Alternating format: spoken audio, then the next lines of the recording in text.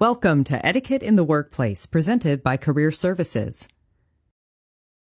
By the end of this virtual workshop, you'll not only know how to identify proper etiquette, but you'll also learn how to use etiquette to create a more effective, less stressful workplace. We're also going to talk about how to use tone in professional correspondence. Let's tackle the big question first. What exactly is etiquette? Etiquette is a spectator sport. It's what you're doing and saying when people are looking and listening, and how this impacts others' perception of you.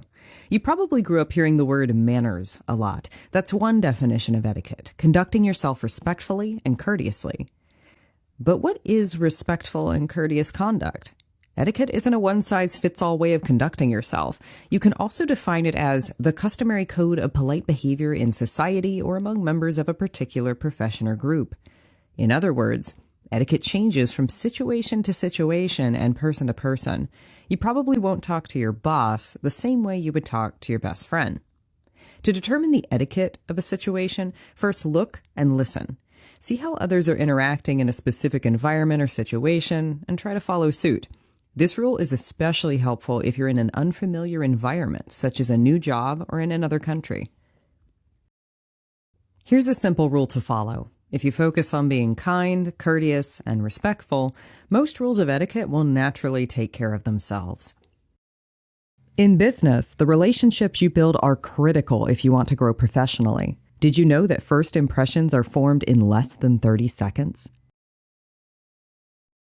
So, let's start by examining the first step in professional first impressions, the art of a proper handshake.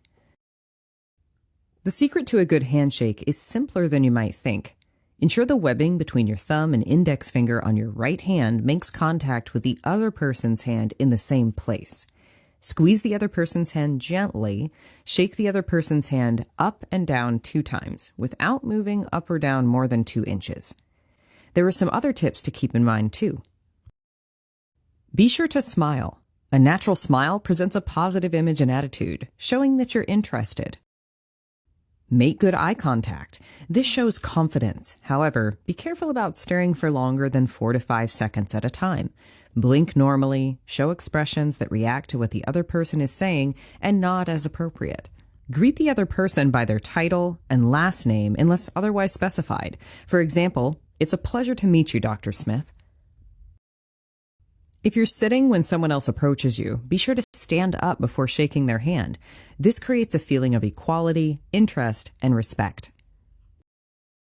Next, let's talk about using etiquette related to the workplace office, phone, email, meetings, social media, and any other form of correspondence. Let's start by discussing etiquette in the office or your general workspace, whether that's a shop, garage, or clinic. No matter where you work, greeting people as you enter the workspace is an important habit. This lets them know that you acknowledge them and that they're welcomed. This will also lead to everyone in the workplace feeling more united, which can lead to better collaboration and more productivity. Speaking of things that lead to more productivity, it's always best to avoid gossip in the workplace that might hurt someone else's reputation, including yours. Others might identify you as someone who might just as easily speak negatively about them when they're not around. And who wants to have that kind of reputation? Maintain a healthy respect for your coworkers' space as well. Don't consistently interrupt their literal workspace or take supplies without permission, of course, but also consider the sights, sounds, and smells that might extend to their space. Are you playing their least favorite genre of music or melting a candle that could give them an allergic reaction? Ensure you don't inhibit anyone's ability to work. In general, go into work each day with an others-centered mindset. Think about how you can best serve your coworkers' needs rather than just your own. Respect those around you, and they will return that respect, leading to a more harmonious, cohesive work environment. Next, let's talk about telephone etiquette. When you answer your business phone, start by identifying yourself. If you've ever been redirected multiple times, you know how confusing it can be each time a new person picks up. You can lessen this confusion by immediately identifying yourself. For example, "Hello, this is Jessica Smith at Acme Corps HR Department in Orlando." Next, ask, "How can I help you?" Obviously, the person calling isn't calling to discuss the weather. Offer to help them before they need to ask. If you need to put someone on hold, first inform them, then do so for the shortest amount of time possible. We all know that holding music gets pretty old pretty quick. If someone leaves you a message and you need to return their call, make sure you do so within 24 hours or ideally the same business day. Make sure that your voicemail is personalized with your name, title, department, and business. Include your business hours and alternative methods of contacting you if appropriate. But let's say you are the one leaving the message. Start by leaving your name and phone number. This way, if the person has to listen to your message multiple times to write down your phone number, they only need to hear the first few seconds of it. Make sure that your message is brief and to the point. Include only the necessary elements. Why are you calling? What do you need the person to do or provide when they return your call? Lastly, let's review some telephone hacks for creating the best impression. Watch your volume. Most phone calls you receive will be private, business-related calls, so never put someone on speakerphone unless you get their permission first. Don't eat while on the phone. In addition to just sounding icky, eating while on the phone might give the other person the impression you aren't fully focused on them. The same goes for talking to others while on the phone. If someone approaches you while you're on the phone with a client or customer, don't begin a conversation with them. Since the person on the phone had your focus first, they should continue to have your focus until you've finished with their conversation. Lastly, try smiling. When you want to sound extra inviting and pleasant, try smiling when you answer the phone. It will naturally lift your voice, making you sound even more approachable.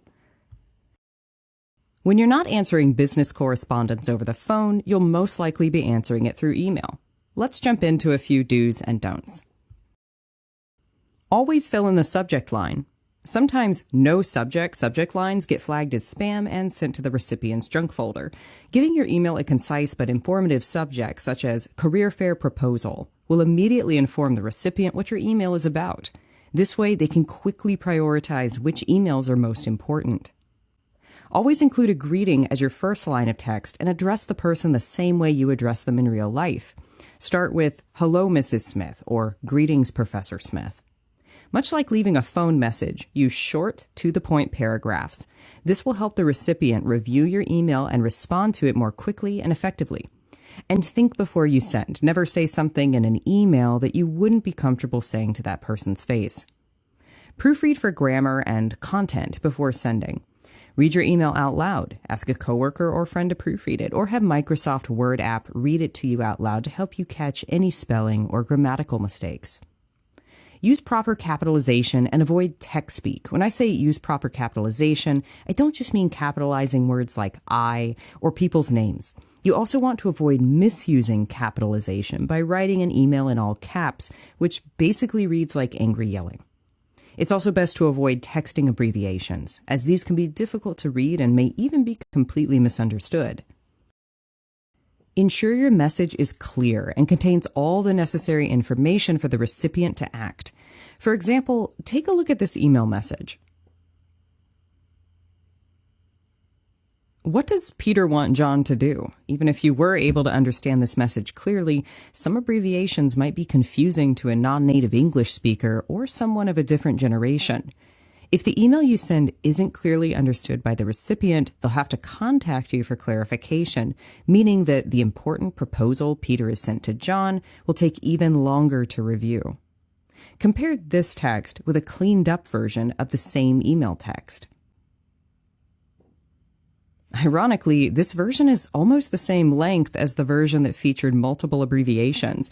However, it's easier for all people to read and understand. Because no additional clarification is necessary, John can get right to work reviewing that project proposal and respond to Peter more quickly. Next, let's talk about meetings. Meetings allow you to learn about current events, business endeavors, and responsibilities. You can also network with your colleagues and bring your own questions and concerns to the table. First, ensure you arrive at every meeting on time. If the meeting is scheduled for 10 o'clock a.m., plan to arrive by 9:55 a.m. at the latest. The meeting starts at 10, meaning you should be in your seat with your laptop and coffee at 10 and not 10:03.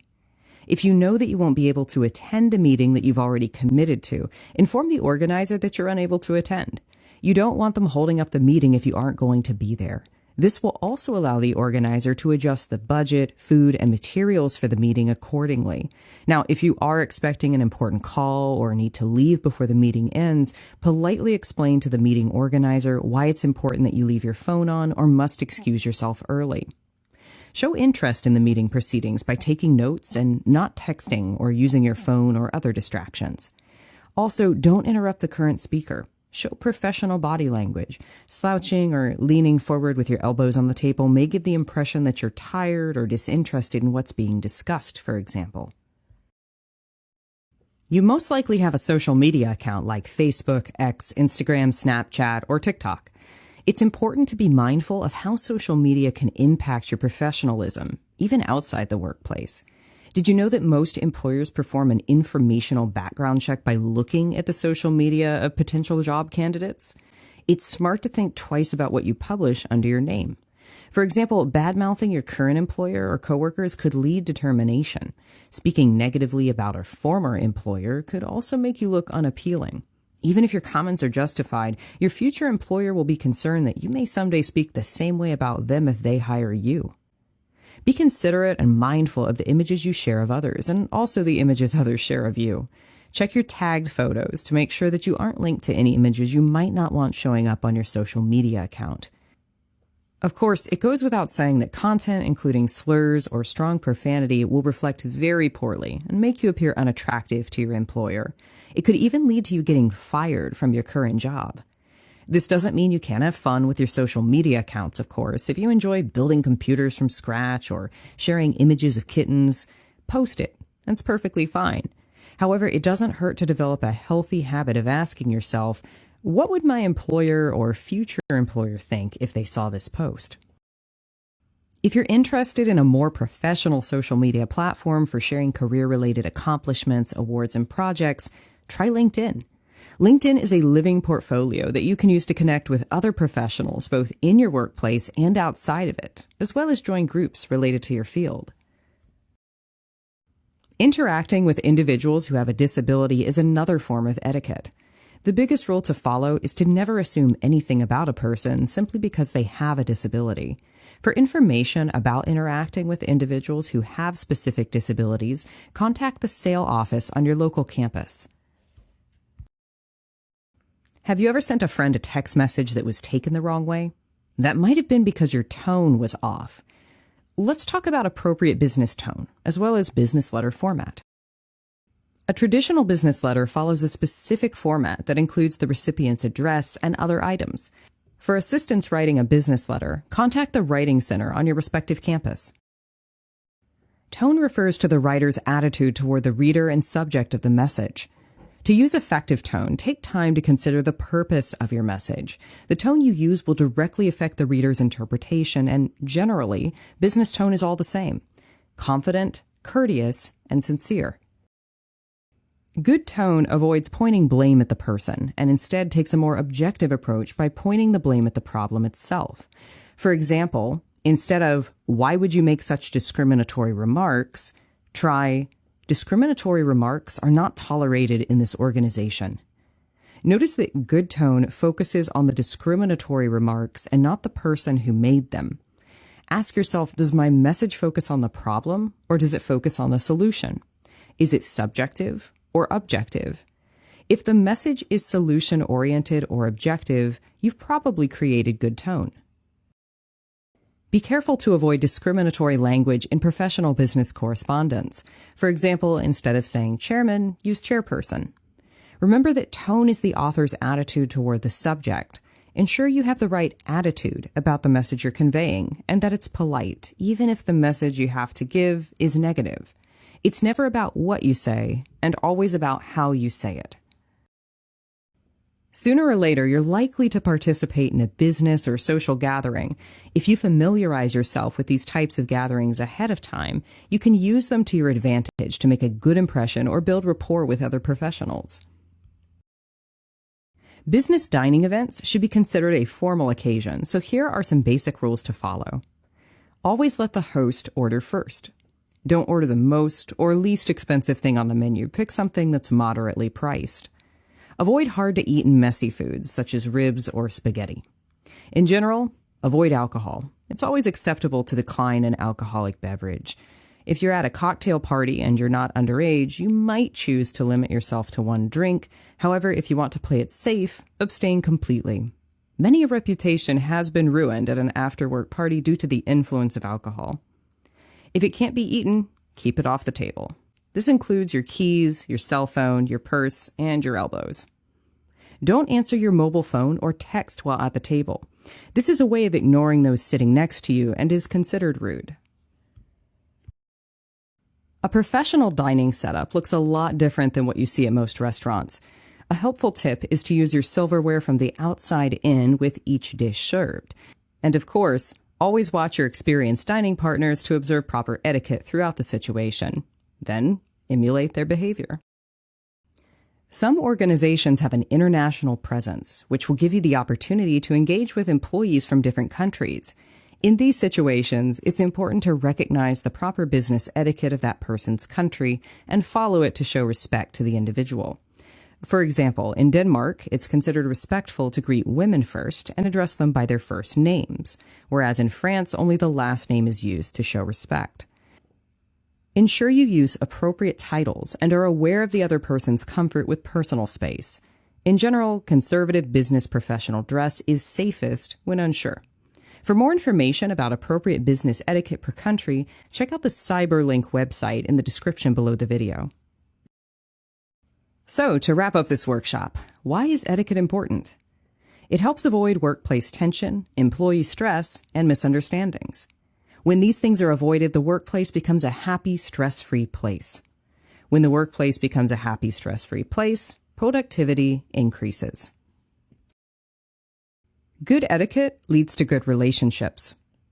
Don't reserve your best behavior for special occasions. You can't have two sets of manners, two social codes, one for those you admire and want to impress, and another for those whom you consider unimportant. You must be the same to all people.